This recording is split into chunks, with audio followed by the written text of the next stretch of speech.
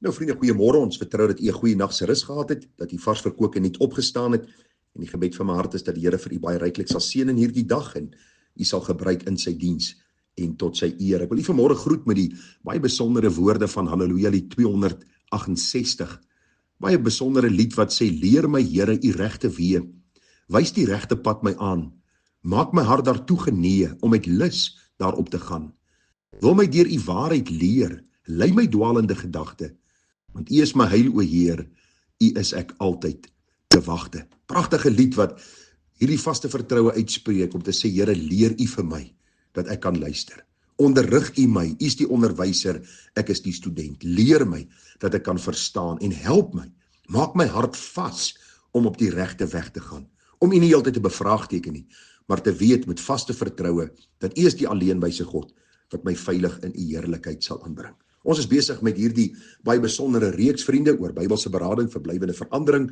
Vanmôre by deel 4, Bybelse optrede in tye van krisis. Ons het gister by Job stilgestaan.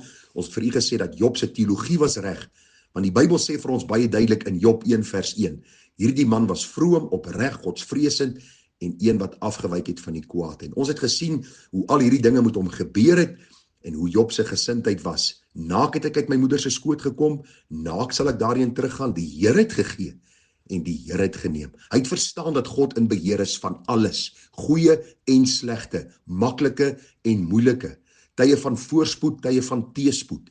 En die Bybel sê by dit alles het Job nie gesondig en aan God niks ongeruims toegeskrywe nie. Jy sal onthou sy vrou, nadat hy siek geword het en hierdie swere en die sig uitgeloop het en hy pyn beleef het, dat sy vrou vir hom gesê het: vloek God en sterwe. Sy het hierdie tipiese voorspoedsteologie gedagte gehad. Sê Job vir haar: soos 'n dwaas praat jy, sal ons nie die goeie en die slegte uit die hand van die Here neem nie. En ag vriende, ons kyk vanmôre dan verder na Job se lewe. Nou die Bybel sê vir ons dat hierdie dinge het gebeur. Ons lees daarvan in Job 1 en 2 en dan lees ons omtrent in 40 hoofstukke wat gebeur het in die maande van stryd wat in Job se lewe was. Jy sal onthou sy 3 vriende het gekom en hom vals beskuldig.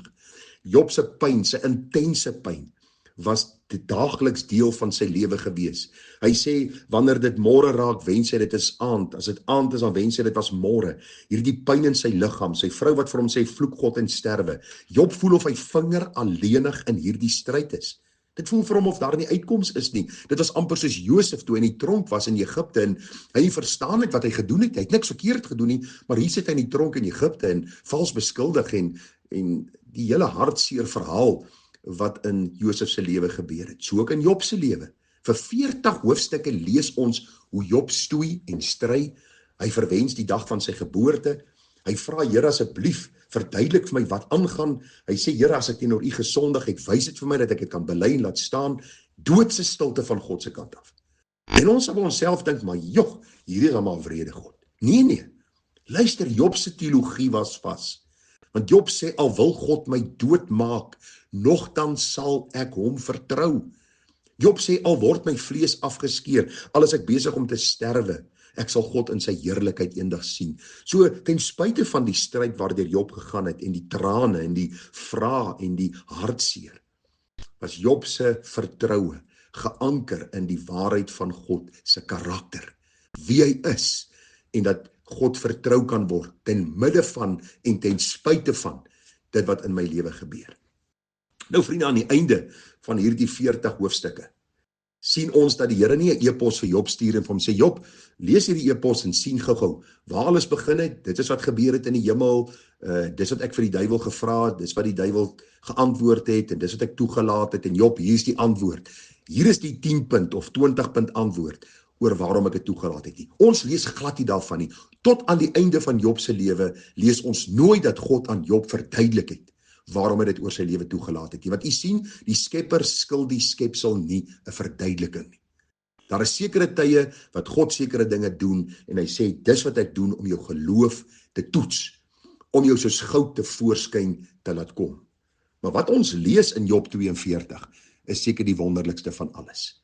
Jy sien, na al die vrae wat Job gevra het, na al die worstelinge, na al die stryd waardeur hy gegaan het, lees ons in hoofstuk 42, want die Here het op 'n stadium vir Job gevra, Job, wees jy my raadsman, hoekom verduidelik jy my nie hoe werk die aarde en hoe voed ek my skepping en hoe hou ek my skepping in stand? En die Here het sekere vrae vir Job begin vra. Nou lees ons in Job 42. Toe het Job die Here geantwoord en gesê, weer eens die woord H-E-R-E, hoofletters, die verbondsgod, die ewige ek is, die heilige skeppergod, het Job die Here geantwoord en gesê, ek weet dat u alles kan doen en geen plan vir u onuitvoerbaar is nie. Wie verberg die raadsbesluit sonder kennis? So het ek dan gespreek sonder om te verstaan, dinge te wonderbaar vir my wat ek nie kan begryp nie. U sien, Job sê, ek het met hierdie vraag geworstel, want ek het dit nie verstaan nie, en ek het die voorreg om Job se lewe te kan lees, sodat ons 'n beter verstaan kan hê van ons stryd, want hy het deur dit gegaan, sodat ons kan verstaan, ons nie nodig om God heeltyd te bevraagteken nie. Ons kan hom vertrou, en deur die trane kan ons na hom roep, en op sy krag en sy ondersteuning steun. Die Bybel sê vir ons, dat Job sê, hy sê, so het ek dan gespreek sonder om te verstaan, dinge te wonderbaar vir my wat ek nie begryp nie. Vers 4, hoor tog, en ek sal spreek. Ek sal u ondervra en onderrig u my. So Job sê, Here, my hele gedagte het verander, ek gaan u nie heeltyd vra, waarom en hoekom nie. Here, antwoord my eerder. Hy sê, volgens hoor sê het ek van u gehoor, maar nou het my oog u gesien. Daarom herroep ek, en het ek berou in stof en as. Job kan kom aan die einde van sy stryd, en hy het nie 'n 20-punt antwoord gekry waarom die Here dit toegelaat het nie, maar in skaamte bely, en hy sê, Here, jammer dat ek u ooit bevraagteken het. Jammer dat ek ooit gedink het dat u visiere op my gerig het, u pyle na my toe afgeskiet het. Vergewe my dat ek u, die heilige God, my skepper, my redder, dat ek u bevraagteken het. Dat ek gedink het dat u ten kwade opgetree teen my, in plaas van ten goeie. Vriende, in ons tyd, die afgelope paar jaar, my hartkwessie van wat nou al 5 jaar aan die gang is. In 'n kort tyd het ons my pa en my broer verloor, 7 dae uit mekaar in COVID. Daar was die krisistye in ons eie huis, en vandag is my oudste suster 60 jaar oud. Sy het deur kanker gegaan, deur behandeling, die hartseer, die pyn, die trane, en deur alles hoor ek haar getuienis, dat God is in beheer. Wat 'n bemoediging vir my, as broer om my oudste suster, wat vandag 60 word, te hoor, om te sê, deur alles bly God getrou. Ons kan soms met die vraag worstel, maar op die einde van die dag kom ons by die gevolgtrekking uit. Ons is skepsel, hy is skepper. Ons eer hom, dat hy in beheer is. Ons weet hy weet die beste. U sien, Job het nie gedink, daar is 'n bloedlyn vloek oor sy lewe, wat gebreek moet word, of dat hy medikasie nodig het, omdat hy nie elke dag kon cope met sy pyn en sy hartseer en sy stryd nie. Nee. Job het een dag op 'n slag gevat, vir weke en maande sy hoop in God gestel, en aan die einde van sy intense stryd, geen antwoord gekry oor waarom alles gebeur het nie, maar eerder God beter leer ken het. En ag vriende, dis vir my so hartseer van die meeste kerke.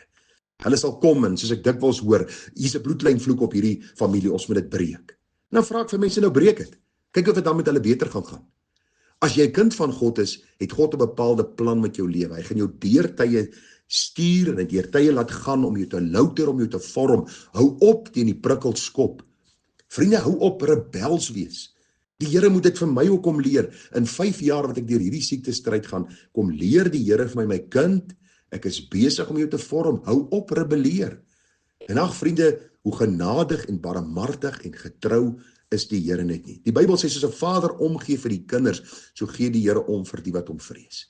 Ons verstaan nie altyd alles nie, maar ons weet Romeine 8:28 sê, en ons weet dat vir hulle wat God liefhet, alles ten goeie meewerk, vir hulle wat aan sy voorneme geroep is. U sien ons liefde vir God, wat hy in ons harte kom uitstort het vir hom deur sy gees, bring ons by die punt om te weet, alles werk ten goeie mee. Ons is nie robotte nie, ons het nie 'n emosionele lose lewe nie. Ons gaan baie keer deur trane, baie keer deur vrae, baie keer deur tye van angs en pyn, en Here, gaan ek dit maak? Maar God is getrou. En Job se lewe is vir ons so 'n pragtige voorbeeld, en my en jou einde gaan miskien nie soos Job se wees nie. Miskien gaan ons deur ons siekte by die dood uitkom. Miskien in ons finansiële krisisse gaan ons bly tot die dag dat ons sterwe. Miskien gaan die Here uitkoms gee. Ons weet nie wat die uiteinde gaan wees van ons stryd en ons krisis nie, maar ons weet, midde in die stryd is God by ons. Hy sê hy sal ons nie begewe en hy sal ons nie verlaat nie. Vir Job was daar 'n gunstige einde, vir Jeremia nie.